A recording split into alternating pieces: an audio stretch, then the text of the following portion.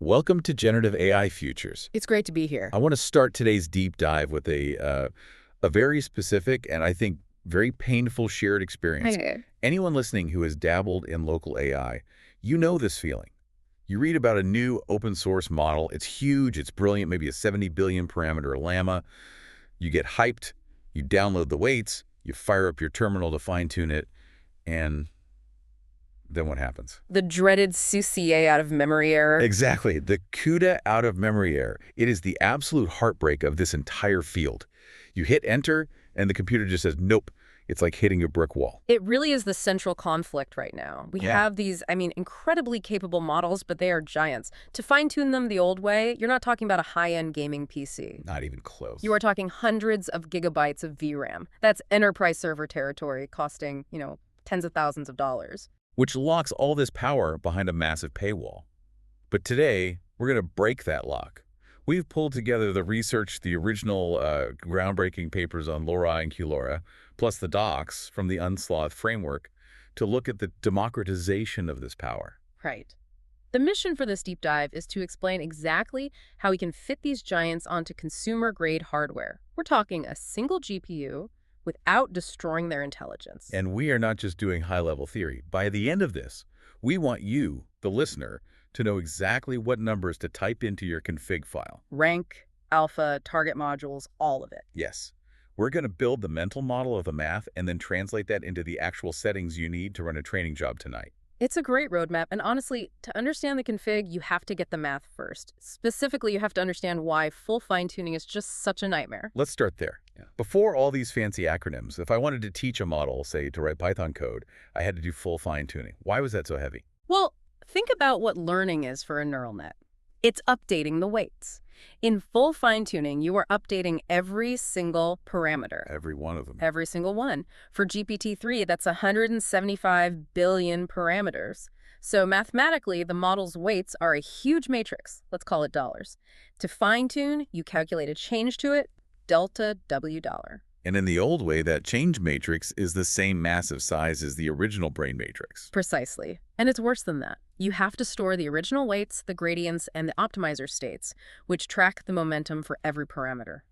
For GPT-3, that pushed the memory requirement to over 1.2 terabyte. Which is just, it's impossible. I don't know anyone with 1.2 terabytes of VRAM in their basement. So this is where LoRa steps in. Low-rank adaptation. Right. The researchers at Microsoft asked a very bold question: do we really need to change everything? And the answer was no. The answer was fascinating. They found that large models have a low intrinsic dimension. Okay, intrinsic dimension, that sounds a little philosophical. Unpack that for me. Sure.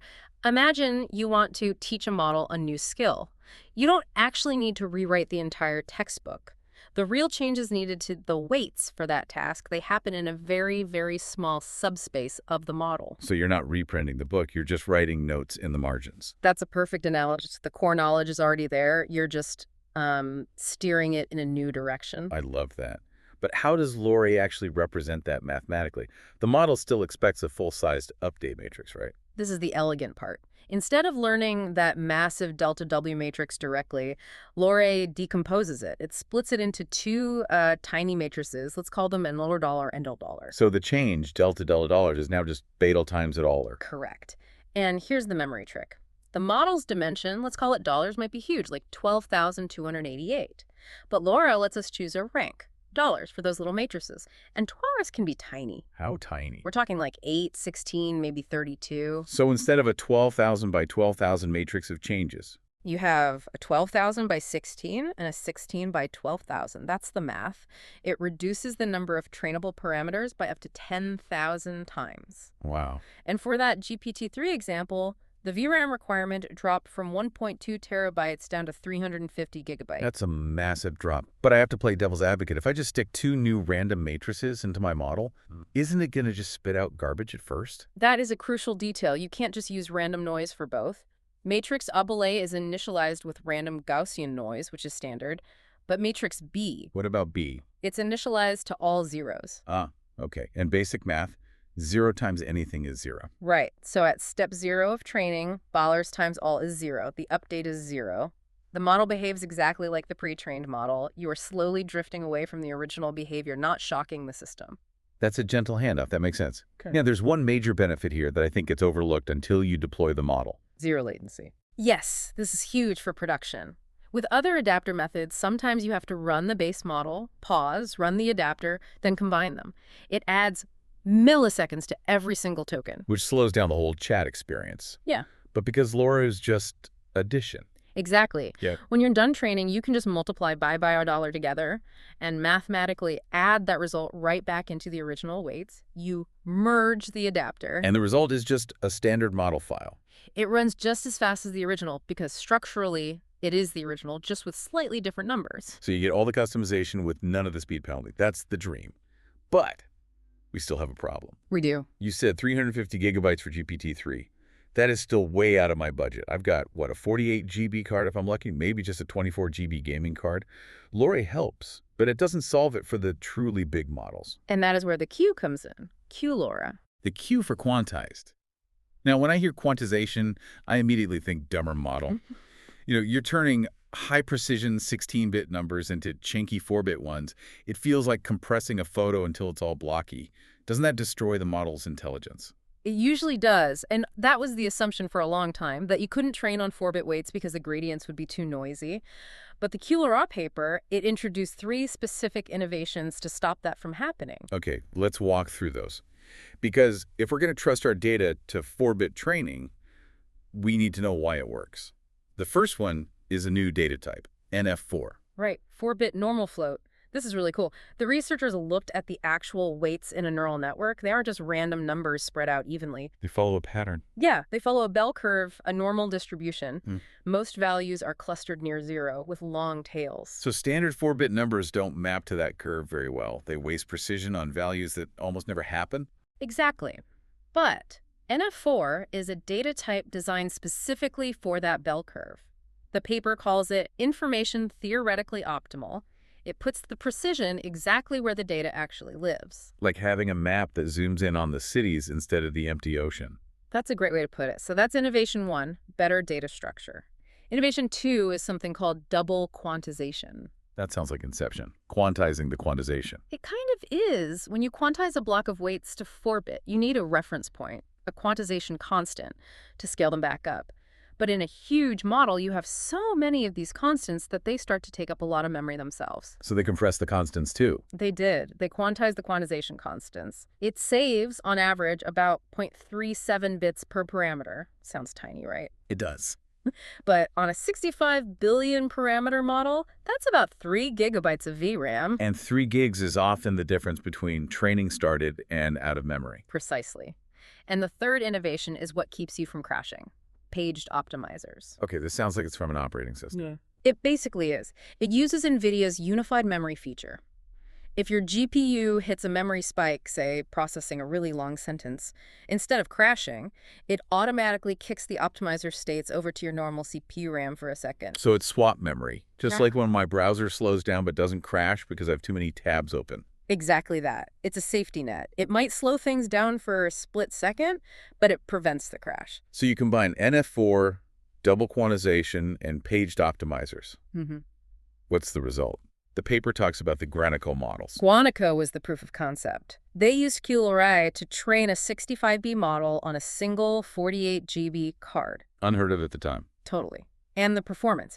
It achieved 99.3% of ChatGPT's performance on the Vicuna benchmark. With only 24 hours of training. Yes, it completely changed the landscape. If LoRa opened the door, QLoRA kicked it down. Okay, so that's the theory. We have the math, we have the hardware efficiency. Now let's get practical. I'm a listener, I'm sold, I've opened up the Unsloth framework. Which is great, by the way. It implements all this, but makes it way faster. Right, but I'm looking at a config file, and I see these variables staring back at me.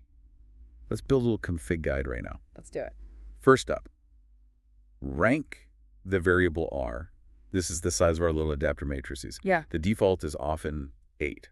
My gamer instinct is bigger is better. Should I crank it up to 128? You really, really shouldn't. And this is a common mistake. The Unsloth guide and just general consensus suggests a rank of 16 or 32 is the sweet spot. But why not higher? If LoRA works, Shouldn't more LoRa work better? It goes back to that intrinsic dimension. If you set $3 to $128, you're adding a ton of capacity the model probably doesn't need for your task. It starts memorizing noise instead of learning patterns. That's overfitting. And it's more VRAM and slower training? A lot slower. So more isn't better, it's just heavier. Stick to 16 or 32. Okay. Next up, alpha. Alpha, though. This scales the update strength. This one confuses people because the numbers interact. The actual scaling is frac alpha, alpha divided by rank. So it's a ratio. Right. If alpha equals rank, the scaling factor is 1. The Unsloth guide gives a golden rule here. Set alpha to 2 times the rank. So if my rank is 16, my alpha should be 32. Correct. That makes the scaling factor 2. It encourages the model to learn a bit more aggressively. If you set alpha lower than rank, the updates get so dampened the model barely learns anything. Got it. I also saw a toggle for LoRA in Unsloth. Should I care about that? It's mostly for experimenting. It changes the scaling formula to use the square root of the rank, which adds stability if you do decide to try those really high ranks. But for most of us sticking to the golden rule, standard LoRa is fine. Okay. Next setting, target modules. This is asking me which parts of the brain I want to update. The options are usually things like QProj, VProj, the attention stuff. But Unsloth just says click all. Yes, the early LoRa papers just targeted the attention layers to save memory. But the QLoRA paper and Unsloth's own benchmarks are very clear. You get significantly better performance if you target all the linear layers. So that includes the MLP, the feed-forward layers. Exactly, the gate proj, up proj, down proj. Think of it this way. Attention controls where the model looks for information. The MLP layers are where it actually processes that information. So if you only train attention, you're improving focus but not reasoning. You've got it. And targeting all doesn't actually add that much VRAM. The accuracy gain is huge for a negligible memory cost. It's almost always the right move. Target all linear layers. Check. Now let's talk about the silent killer, batch size. I see batch size and gradient accumulation steps. How do they interact? You need to think about the effective batch size. That's just batch size multiplied by gradient accumulation steps. The recommended effective size is usually 16. So I can do a batch size of 16 and accumulation of 1. You could if you have a massive GPU, but that would consume a ton of VRAM, holding 16 conversations in memory at once. So for us consumer card users, we flip it. Exactly. You set your batch size to 1 or maybe 2 to save VRAM. Then you crank up gradient accumulation steps to 16 or 8 to hit that effective size of 16. So the model processes one item, holds the math, processes the next, and only updates after 16 items. Correct. And Unsloth specifically fixed a major bug here. In older libraries, doing a 1 by 16 didn't actually produce the same result as 16 by 1. Unsloth made them mathematically equivalent. That is a huge relief. It means I'm not compromising quality for memory. Not. Okay. We've configured the run. We hit start. Now we enter the danger zone. Advanced tactics. How do I know if I'm messing it up? How do I spot overfitting? Overfitting is the enemy. It means your model is just memorizing your data. The Unsloth guide has a great heuristic. Watch your training loss. If it drops below 0.2, you are in the danger zone. Below 0.2. Okay, so if I see 0.15, I should stop. You should definitely stop. If you keep going, the model becomes incredibly rigid. It will only answer questions phrased exactly like your training data. And what are my levers to fix that if I see it happening? You have a few. You can increase weight decay, maybe to 0.01 or 0.1. That penalizes large weights. You can also add LoRa dropout around 0.1, which randomly turns off neurons to force the model to learn more robustly. I stopped training earlier. We'll just stop. Honestly, for fine-tuning, 1 or 2 epochs is often plenty. People tend to overtrain. What about the flip side, underfitting? My model is still dumb and isn't picking up the new style. Then you need to get more aggressive. Increase the rank, increase the alpha, or, and this is a bit counterintuitive, decrease your effective batch size to 1. Why would a smaller batch size help it learn faster? It creates noisier updates. Instead of averaging the signal over 16 examples, the model reacts strongly to every single one. It can sometimes jolt the model out of a rut. Interesting. Now, there's one pro tip in the docs I found. Training on completions only. This feels like a setting everyone should just turn on. I completely agree. This comes straight from the QLoRA paper. Think about a training example. It has a user prompt and an assistant response.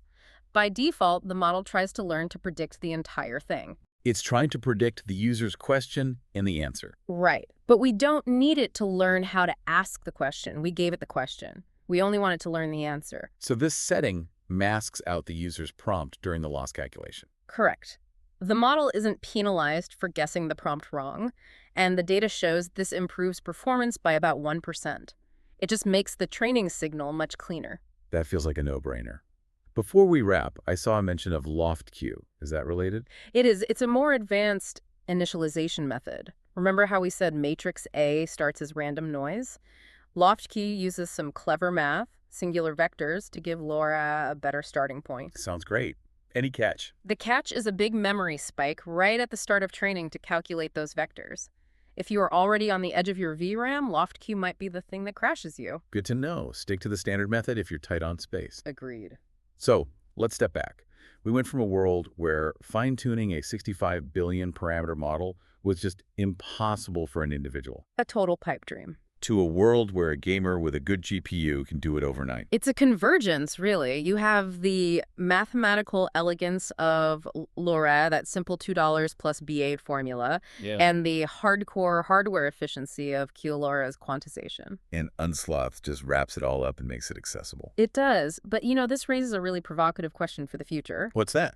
Well, right now we treat pre-training and fine-tuning as two totally different things. Pre-training is done in high precision, 16-bit or 32-bit. Fine-tuning we now do in 4-bit with QLoRA. Okay. But we've just established that QLoRA works incredibly well. The performance loss is negligible. I see where you're going with this. If we can learn so effectively in 4-bit, are we approaching a point where that distinction just blurs? Could we eventually see massive models trained from scratch in 4-bit? That would shrink the cost of creating a base LLM by an order of magnitude. It wouldn't just be fine-tuning that gets democratized, but the actual creation of new models. Exactly. And if that happens, the era of only a few big companies having state-of-the-art models, well, that era might be coming to an end a lot faster than we think. A fascinating thought to leave us with. You, the listener, now have the tools and the config file settings to go build something incredible. Go train some guanacos. Thanks for joining the deep dive. Happy training.